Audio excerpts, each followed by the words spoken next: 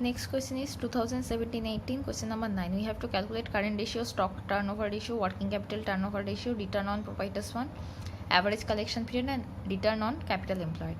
এটার একটা balance sheet দেওয়া আছে 17-18-এ, প্রফিট অ্যান্ড লস পিএল দেওয়া আছে একটা, অ্যান্ড একটা ব্যালেন্স শিট দেওয়া আছে, সেখান থেকে ক্যালকুলেট করতে হবে। So current ratio, current asset divided by current liabilities, current asset stock plus debtors plus bill receivable plus cash and bank, এগুলো অলরেডি গিভেন ব্যালেন্স শিটে। রুপিস 10 লাখ বেরিয়েছে। Current liabilities creditors plus bills payable, এটাও দেওয়া আছে given, ক্রেডিটার্সও given, bills পেয়েবলও given. So current ratio 10 lakh by 6 lakh 1.67, এটা আমার বেরিয়ে গেল কারেন্ট রেশিও। তাহলে ফার্স্ট কারেন্ট রেশিও 1.67 হয়ে গেল। Number B, stock turnover ratio. Formula is cost of goods সোল্ড ডিভাইডেড বাই অ্যাভারেজ ইনভেন্টারি। কস্ট অফ গুডস সোল্ডের ফর্মুলা হল sales minus gross profit. Sales 36 lakh, এটাও দেওয়া আছে। গ্রস প্রফিট 18 লাখ, সেটাও দেওয়া আছে। তো কস্ট অফ গুডস সোল্ড আমাদের 18 লাখ পেলো। অ্যাভারেজ ইনভেন্টারি মিনস হচ্ছে opening stock plus closing stock divided by 2। Opening স্টকও দেওয়া আছে, ক্লোজিং স্টকও দেওয়া আছে। It is already given in balance sheet, divided by 2, it is 3 lakh.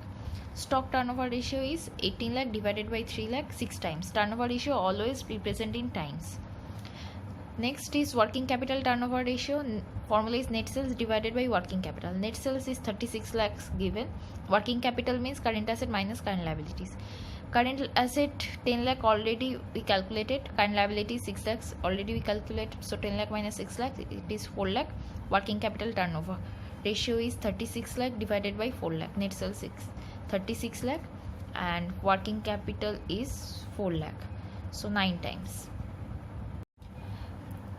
Return on proprietors fund, operating profit divided by proprietors fund multiplied by 100। Operating প্রফিটের formula হচ্ছে net profit minus not operational income. মানে হচ্ছে operational income মানে হচ্ছে যেটা আমাদের production related না, কিন্তু আমাদের ইনকাম হচ্ছে। প্রোডাকশন ছাড়া কোনো কিছু প্রোডাক্ট আমরা তৈরি করছি, সেল করছি, তবে আমাদের ইনকাম হচ্ছে, সেটা একটা ইনকাম, সেটা হচ্ছে অপারেশনাল ইনকাম। আর নন অপারেশনাল ইনকাম হচ্ছে আমাদের যেটা প্রোডাক্ট আমরা তৈরি করছি না, সেল করছি না, বাট আমাদের ইনকাম হচ্ছে নট থ্রু প্রোডাকশন, অন্য কোনো উপায়ে আমাদের যখন ইনকামটা হচ্ছে।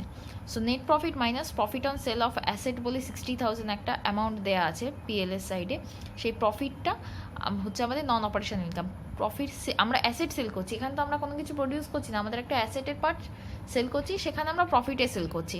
সো প্রফিটে যখনই সেল করছি আমাদের কত প্রফিট হচ্ছে দেয়া আছে, এটা পিএলের সাইডে এটা গিভেন, এটা গিভেন আছে 60,000। নেট প্রফিটও গিভেন 8,60,000। সো 8 লাখ হচ্ছে আমাদের অপারেশনাল প্রফিট। অ্যান্ড প্রোপাইটার্স ফান্ডের ফর্মুলা হচ্ছে equity share capital plus general reserve plus profit and loss minus miscellaneous income. So এগুলো দেওয়া আছে, ইকুইটি শেয়ার ক্যাপিটাল লায়াবিলিটি সাইডে আছে, জেনারেল রিজার্ভ লায়াবিলিটি সাইডে আছে, অ্যান্ড প্রফিট অ্যান্ড লসও দেওয়া আছে লায়াবিলিটি সাইডে, মাইনাস মিসলেনিয়াস ইনকাম এটা অ্যাসেট সাইডে দেওয়া আছে একেবারে লাস্টের দিকে 1 লাখ। সো আমাদের অ্যান্সার বেরোচ্ছে 18 লাখ। সো প্রোপাইটার্স ফান্ডের ফর্মুলা আমরা অপারেশনাল প্রফিট লিখেছি divided by proprietors fund multiplied by 100, 44.44% আমাদের বেরিয়েছে return on proprietors fund. Average collection period formula is 12 divided by debtors turnover. 12 মান্থসে করছি ক্যালকুলেট, সো 12 লিখেছি, 12 divided by debtors turnover. So debtors turnover formula হচ্ছে credit sale plus average debtors plus average bill receivable. Credit sale 36 lakhs given, debtors 3,80,000 given in balance sheet, bill receivable 20,000 given in balance sheet. So 36 lakh divided by 4 lakh, it is 9 times. Average collection period 12 by 9 equal to 1.33 months.